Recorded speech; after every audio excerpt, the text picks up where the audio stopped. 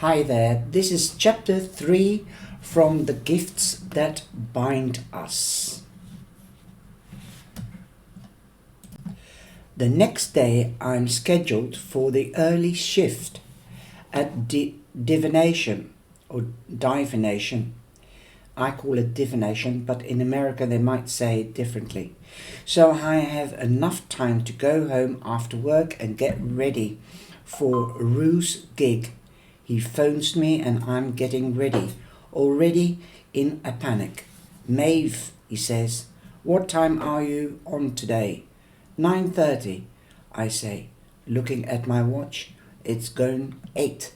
Why? Listen, I think one of my earrings fell out at the tennis courts last night. I looked in the car and it's not there. Can you do me a favor, a massive favor, and get it for me before your shifts starts? Oh, Jesus, Rue, I say, exasperated. I know, he says apologetically. I am a dumb bitch. I'm sorry about the swearing, I don't really agree with it, but it's the author that's put it into the story. I would go myself, but I have to drive out to the back of Beyond to pick up Liam's drum kit for tonight, and I'm terrified of losing the earring. Please, you are in town anyway. All right then, I say, yawning, but I better be on the guest list for tonight. If I'm not on the guest list, the bouncer will try to ID me, so don't forget he forgot once, and it was a nightmare. Fiona had to sit in the chipper until the set was over. Fiona is his sister. You are a star, he says. Thank you so much. Love you. See you later. Love you too. Oh, and he trails off. What? No. I've already asked you for too many favors today. I sigh. Go on. Will you put the word out about the gig tonight? Rue, I spluttered. That's not really how the delicate shopkeeper and customer dynamic works. I know, he says. Sorry, forget it. It's just the headliner is coming down especially for this. She's not on tour or anything. Neil has been trying to get her to come to Kilbegs for ages. I sigh again, realizing that I probably have to do this too. Neil and Rue have been excited about Honor own for months. And I get it. She's exciting. A few years ago, she was the leader singer in the band called Jason and the Astronauts. She was Jason. They were huge in the Irish kind of way.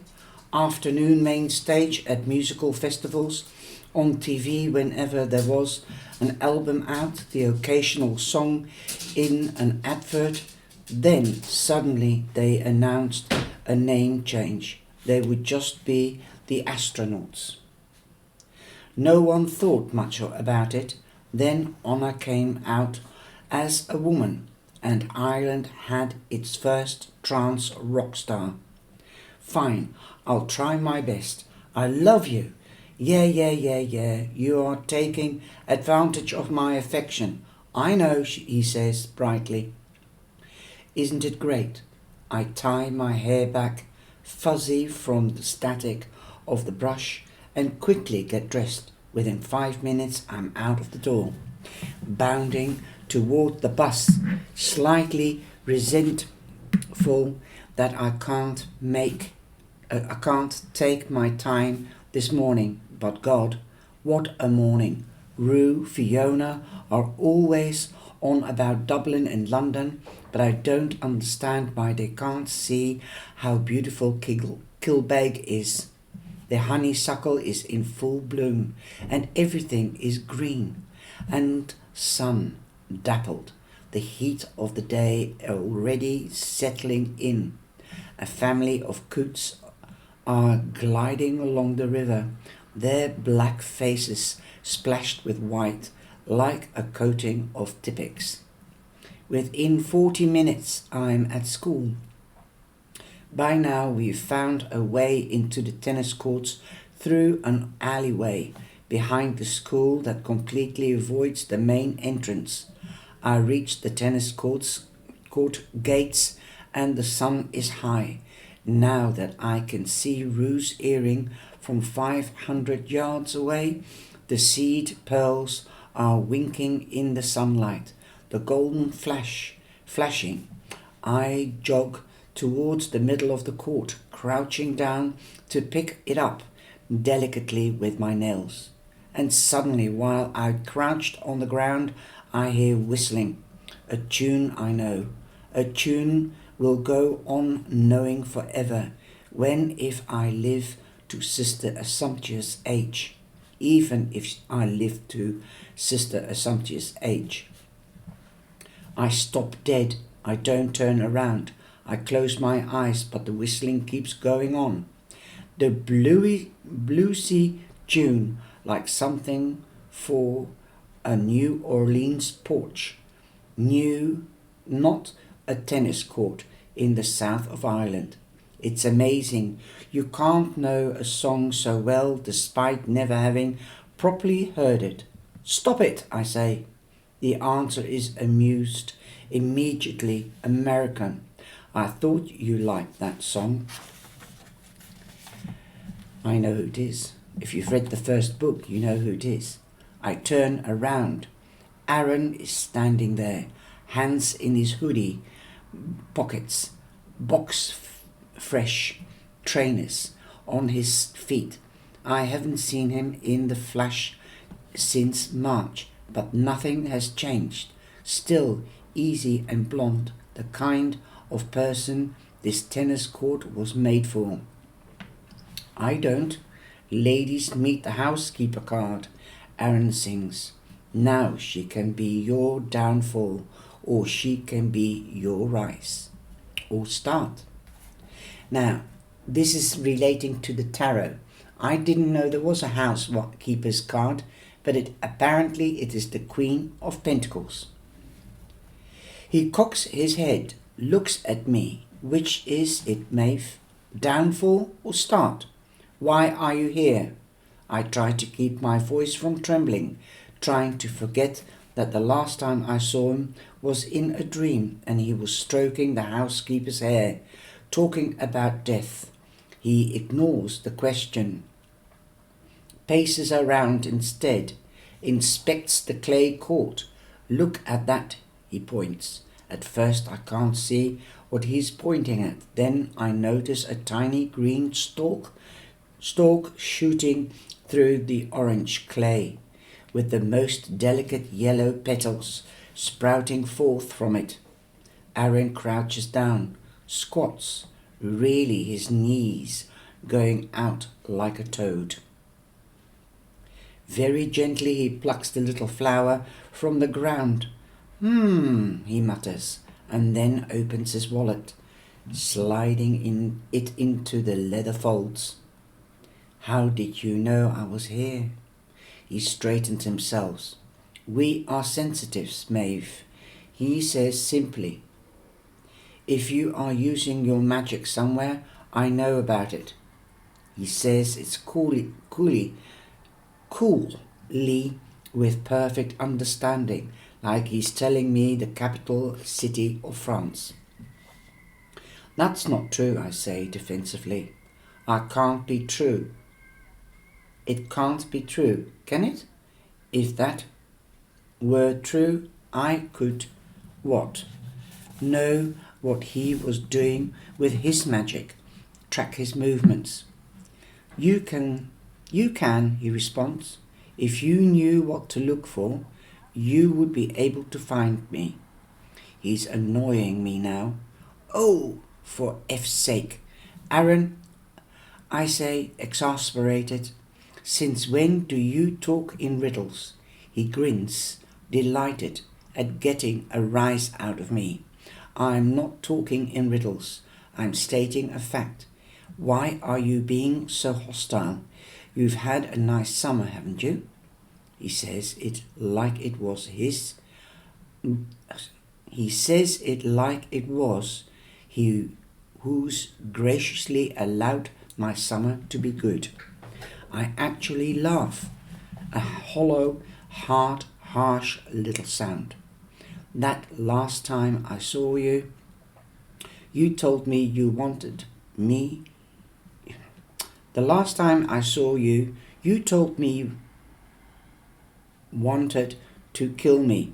No lies, he actually sounds offended. I said it would be interesting if you lived. Why?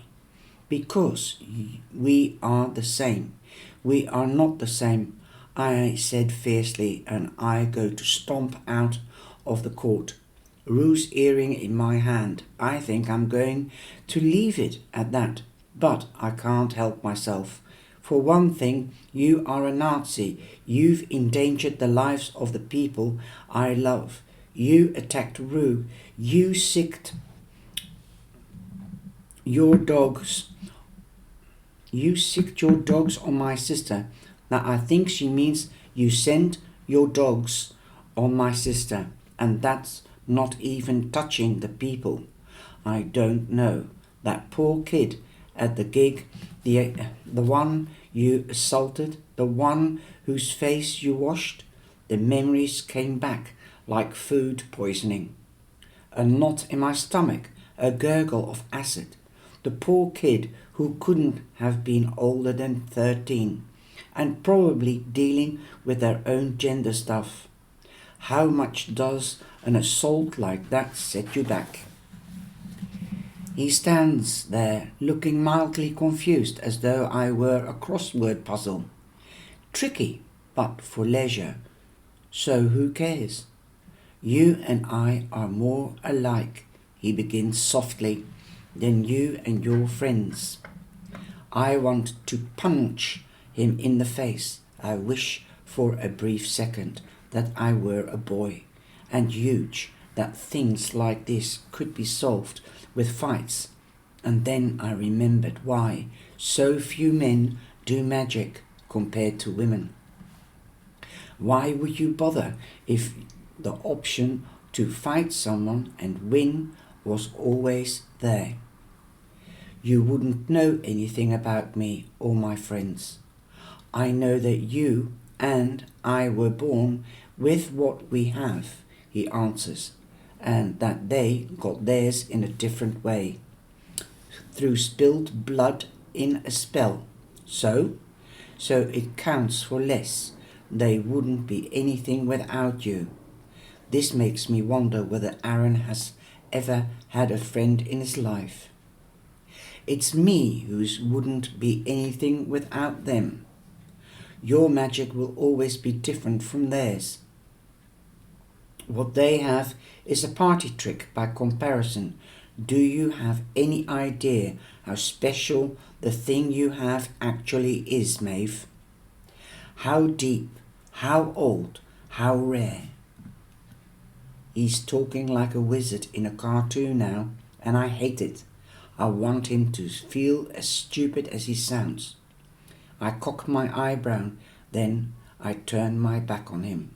This is a lot of BS for 9 in the morning. You know you can learn how to master your sensitivity. I walk away, still not listening. He keeps talking. They can help you, he calls. The children, I mean. I start to run now. From the alleyway, I hear his voice, faintly shouting, an echo cascading around him. That's one. He says, 2 more. One, what though? I asked Nuala. One of what? I'm sitting on the floor in the divination shop. An hour later, my takeaway coffee steaming next to me. I'm marking down a pile of books on numerology, trying to find a price that will make them better fated to sell. This one says that 6 and 8 are prosperity numbers, so maybe I'll make them all 680. Sounds good, Nuala says, glasses on, examining a printout of last month's sales. Owning an occult shop isn't exactly profitable work, and tell me exactly what he said and how he said it. He was on about my magic being different from Lily and Fiona and Ruth, and then he tried to get me to join the children of Bridget. And then I ran really, and he said, that's one. Yes, and that I had 2 left. Is that magic thing? Not Wicca, she muses. Some cultures it's polite to deny someone 3 times, like an invite to dinner. She looks into the air for a moment, lost in thought. Oh Christ, she says, in a moment of realization. What? What's wrong? No, I mean it's Christ, Jesus Christ.